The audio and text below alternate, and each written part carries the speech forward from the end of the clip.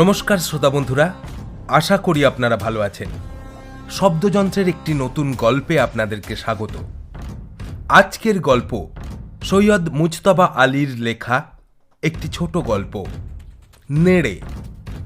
গল্প শুরুর আগে আপনারা এখনও যদি শব্দযন্ত্র চ্যানেলটিকে সাবস্ক্রাইব না করে থাকেন তাহলে দয়া করে সাবস্ক্রাইব করে নিন, কারণ আপনাদের একটি লাইক বা একটি সাবস্ক্রিপশন আমাদেরকে অনেকখানি উৎসাহ যোগায় এবং এরপর থেকে আপনারাও শব্দযন্ত্রের কোনো গল্পই আর মিস করবেন না। শুরু হচ্ছে সৈয়দ মুজতবা আলীর লেখা নেড়ে।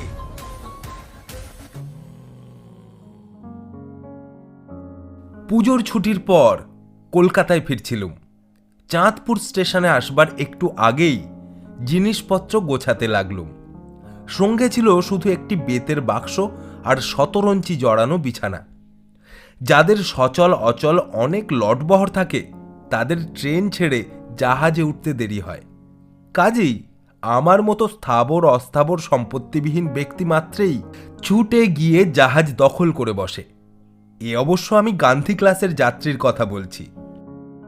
চাঁদপুরে গাড়ি থামল, তাড়াতাড়ি নেমে পড়লুম।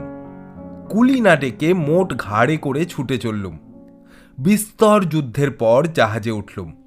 ভেবেছিলুম বেশ খালি পাবো, কিন্তু দেখলুম পৃথিবীতে একমাত্র হুঁশিয়ার লোক আমিই নই। অনেকেই আমার ঢের আগে এসে ভালো জায়গাগুলি দখল করে বসে আছেন। আরও দেখলুম আমার অপেক্ষাও অল্প লটবহর বিশিষ্ট বঙ্গ সন্তানও আছেন।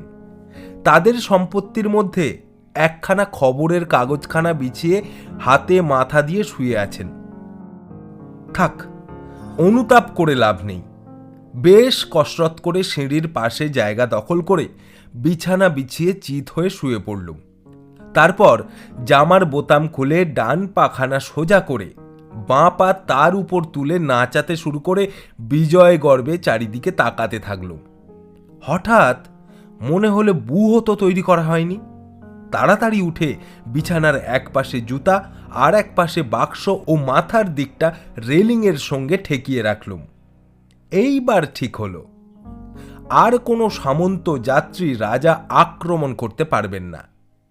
চৌহদ্দি ঠিক করে নিশ্চিন্ত মনে শুয়ে পড়ে বিজয় গর্বে আবার ঠ্যাং নাচাতে শুরু করলুম। চারিদিকে তখন হই হই কাণ্ড, জায়গা দখল নিয়ে ঝগড়া, কুলির সঙ্গে দ্বন্দ্বযুদ্ধ, নানা প্রকারের চিৎকারে চারিদিক তখন বেশ সরগরম। জাহাজ ছাড়ে ছাড়ে ভাবলুম যাক, একটু কবিত্ব করা যাক। অমনি হে পদ্মা আমার, তোমায় আমায় দেখা, বাকিটা আর আওড়ানো হলো না। দেখি এক ভদ্রলোক মরিয়া হইয়া সিঁড়ি দিয়া উঠিতে চেষ্টা করছেন। পেছনে তার আবরু অবগুণ্ঠিতা স্ত্রী কিছুতেই তাল সামলে তাঁর সঙ্গে চলতে পারছেন না। ভদ্রলোকের সেদিকে দৃষ্টি নেই। এগিয়ে চলার আনন্দে তিনি তখন মশগুল। আনন্দ বললুম বটে, কিন্তু থার্ড ক্লাসের যাত্রী মাত্রেরই এ আনন্দের ভয়ে বুকের রক্ত হিম হয়ে যায়। যাক, শেষ পর্যন্ত তিনি উপরে উঠলেনই। বাঙালির ধৈর্য নেই, যুদ্ধ করতে পারে না, এ কথা ডাহা মিথ্যে। সেই ভদ্রলোককে দেখলে উপরিউক্ত কুসংস্কার কারুরই থাকবে না। উপরে উঠেই তিনি চারিদিকে তাকাতে লাগলেন, কিন্তু স্থান নেই ক্ষুদ্র সেতরি, মেরো খোট্টা বাঙালিতে সব গেছে ভরি। ততক্ষণে তার স্ত্রী এসে পেছনে দাঁড়িয়েছেন। বাবু তখন পেছনে সিঁড়ির দিকে তাকিয়ে হঠাৎ চমকে উঠলেন। বুঝতে পারলুম কুলি চম্পট। বললুম, কি মশাই, কি হয়েছে? ভদ্রলোকটি কাঁদো কাঁদো হয়ে বললেন, কুলি কুলি কোথায় গেল? আমি বললুম, নম্বর মনে আছে? আমার কথায় কান না দিয়ে তিনি বলতে লাগলেন, তাই তো, কুলি কোথায় গেল? এই বাক্স টাক্স সব নিয়ে, আরে গয়নার বাক্স, হায় হায় হায়।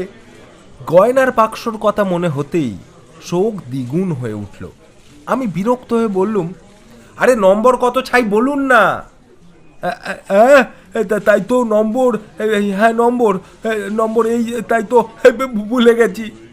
বেশ করেছেন। এইবার তাঁর স্ত্রীর গলা থেকে গড়গড় করে একটা আওয়াজ বেরুলো, একটা কাচ্চি।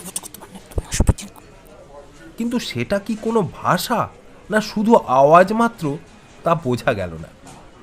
ভদ্রলোকটি তাড়াতাড়ি সেই দিকে ঝুঁকে বললেন, কি কি বলছো, মনে আছে? আবার একটু গড়গড়, তারপর শুনতে পেলুম 11। আমি আর অপেক্ষা না করে এক পাটি জুতো পায়ে ঢুকিয়ে অন্যটা ঢোকাতে ঢোকাতে ছুটে চললুম। ফিতে বাঁধা ছিল না বলে ডান পায়ের জুতোর নিচে ফিতে আটকে যাওয়ায় দড়াম করে সিঁড়ির উপর থেকে মুখ থুবড়ে পড়লুম। জুতোর উপর ভীষণ চটে গেলুম, কিন্তু মনকে সান্ত্বনা দিলুম, পরোপকার কি বিনা মেহনতে হয়? যা হোক, আবার উঠে ভিড় ঠেলে 11 নাম্বার কাকুলি, 11 নাম্বার চেঁচিয়ে চেঁচিয়ে চললুম। কিন্তু কোথায় 11 নাম্বার কাকুলি? প্রত্যেক কুলির নম্বর যদি খুঁজতে যাই তবে সে কাজটি আর একদিনে শেষ হবে না। কাজেই শুধু চেঁচিয়ে চললুম। নদীর পাড়ে উঠে চেঁচাতেই একটা কুলি বললে, কা বাবু, কেউ চিল্লাতে হো? আমি বললুম, আরে তুমি 11 নাম্বার কুলি? সে বললে, আরে হ্যাঁ, ক্যা চাহতে হো? আমি বললুম, अरे जल्दी चलो, बाबू का माल लेकर क्यों इतना देरी करता है? से बोले, अरे कहाँ चिल्लाते हो, मेरे पास तो इन साहब का माल है, बाबू का माल वहाँ रख छोड़ा। देखलुम आगे একটি সাহেব যাচ্ছে আর বাবুর বাক্স নদীর পাড়ে গড়াগড়ি দিচ্ছে। আমি বললুম, আরে চলো ये माल लेकर, ज़्यादा पैसा देगा। কুলি কোনো কথা না বলে চলে গেল। ভারী মুশকিলে পড়লুম, কি করা যায়? পাশে কোনো কুলিও নেই। জাহাজও তখন ছাড়বার জন্য ফোঁস ফোঁস করছে। নিজেই বিছানা টাং ঘাড়ে ও গয়নার বাক্স হাতে করে চললুম। খানিকটা যেতেই ঘাড় টনটন করতে লাগলো। মনে হলো কেনই কুবুদ্ধি চেপেছিল। সিঁড়ির সামনে আসতেই বাবু তাড়াতাড়ি বাক্স ধরে বললেন, আরে আরে আরে করেন কি? আরে আপনি কেন কষ্ট করছেন? কুলি ব্যাটারা, আমি এক্ষুনি স্টেশন মাস্টারের কাছে যাচ্ছি। বাজি ব্যাটারা মাল নিয়ে শেষকালে ফেলে দেয়। আমি এক্ষুনি যাচ্ছি বলে তক্ষুনি ঝুপ করে আমার বিছানাটায় বসে পড়লেন। আমি শুধু না না বলে দাঁড়িয়ে রইলুম। ভালো করে তাকিয়ে দেখি ততক্ষণে ভদ্রলোক তার গিন্নি সমেত আমার বিছানায় জাঁকিয়ে বসেছেন। আমাকে দাঁড়িয়ে থাকতে দেখে বললেন, আরে বসুন বসুন, এই তো একটুক্ষণ থাকতে হবে, কোনো রকমে চলে যাব। বিছানার এক পাশে বসে পড়ল। বাবুটি বললেন, কোথায় যাওয়া হবে? কলকাতা। ও, সেখানে পড়েন বুঝি? প্রশ্ন এড়াবার জন্য শুধু মাথা নাড়লুম। তাতে হ্যাঁ না দুটোই বোঝালো। বাবু বললেন, না, আমার একটি ভাইপো কলকাতায় পড়ে কি না, ছেলে মানুষ, গেল বছর মেট্রিক পাস করে গিয়েছে, পড়াশোনায় বেশ ভালো। তা আপনার বাবা কি করেন? চাকরি। বেশ বেশ, আমিও সরকারি চাকরি করি, মাইনে নেহাত কম, কোনো রকম কায়ক্লেশে চলে যায়। আমার যে ভাইপোটির কথা বললুম তার বাবা ডেপুটি ম্যাজিস্ট্রেট, 600 টাকা পায়। তার বিয়ে হয়েছিল ওই ফেনীতে, তার শ্বশুর বাড়ি, ইত্যাদি ইত্যাদি। আচ্ছা জ্বালায় পড়লুম, কি করা যায়? ফেরিওয়ালা যাচ্ছিল, একটা কাগজ নিয়ে মুখ ঢেকে পড়তে লাগলুম। বাবু বললেন, কি পড়ছেন? আমি শুধু মাথা নাড়লুম। তিনি বললেন, আনন্দবাজার। বলেই দেখি কাগজখানা। ভাবলুম বাঁচা গেল, বাবু কাগজ পড়বেন। কিন্তু ভদ্রলোক প্রথম লাইন চেঁচিয়ে পড়েই আবার বক্তৃতা জুড়ে দিলেন। জগৎগুরু মহাত্মা গান্ধীর কারাবাস আজ 225 দিন, তাহার বিদায়বাণী খদ্দর পরিধান, ছুঁতমার্গ পরিহার। দেখলেন মশাই, দেখলেন? এই দুটো জিনিস বলে গেছেন খালি, তাও হতভাগা দেশের কেউ করবে না। খদ্দর পড়লে কি দোষ রে বাবা, টেকেও তো বেশি, দামও কম। আমাকে তাঁর কাপড়ের দিকে তাকিয়ে থাকতে দেখে লজ্জিত হয়ে বললেন, কি আর করব, ছাপোষা মানুষ, খদ্দর কিনে কুলিয়ে উঠতে পারি নে, আবার অফিসের সাহেব দেখলেই চটে যায়, ব্যাটা যেন কষাই একখানা। সে কথা যাক, কিন্তু আমি ছোঁয়াছুঁই মানি নে। হ্যাঁ, ওতে তো আর কোনো খরচ নেই মশাই। কেনই বা মানবো? কেন মুচি মুসলমান কি মানুষ নয়? হ্যাঁ, ওদের সঙ্গে বসে খাবো না কেন? খুব খাবো, আলবাত খাবো। তারপর এদিক ওদিক তাকিয়ে বললেন, তাহলে জল খাবারটা? স্ত্রী তাড়াতাড়ি বাক্স খুলতে লাগলেন। ততক্ষণে তার ঘোমটা প্রায় 2.5 ইঞ্চি হ্রাসপ্রাপ্ত হয়েছে। একখানা প্লেটে হাঁড়ি থেকে বার করে সন্দেশ রাখতে লাগলেন। আমি তখন ওঠবার বন্দোবস্ত শুরু করেছি। বাবু তা দেখে বললেন, আরে বসুন বসুন, জল খাবারটা এখানেই সেরে নিন। আমি মাথা চুলকাতে লাগলাম।